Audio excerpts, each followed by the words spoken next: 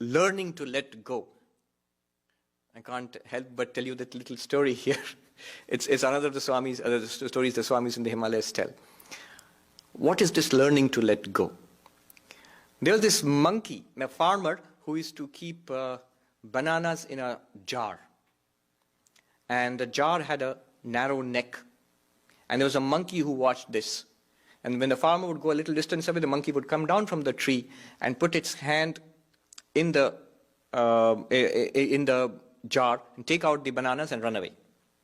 And the farmer thought, how do I get, control this pest? So what he did, he got a jar with a much more narrower neck. And he put it there and he forced the bananas inside one by one. The monkey watched all this. When the farmer went a little distance, the monkey climbed down, put its hand in, you can imagine the triumphant grin, and caught hold of the banana. But the problem is now, it can't pull the banana out of the jar. Because the neck is not wide enough for the banana and its hand. And the farmer comes and thrashes the poor little monkey, gives him a solid beating. Now, how can the poor little monkey, it's not very poor, but a pretty naughty monkey, how can the monkey escape the thrashing? The only way the monkey can escape is to let go of the banana.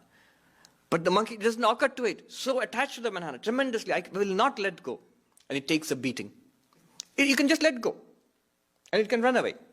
But it will not let go. It is not trapped. The only thing that traps it, its desire and its confusion. That I cannot take my hand out. You cannot take your hand out because you're holding on to something which is not part of your hand. How does the monkey escape? By letting go of the banana. Letting go of the banana, the monkey becomes a monk.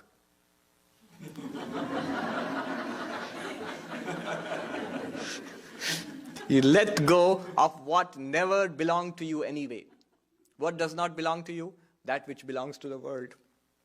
That which belongs to the body. That which is part of the mind. None of this belongs to you. You are the witness. Right. The fourth stage.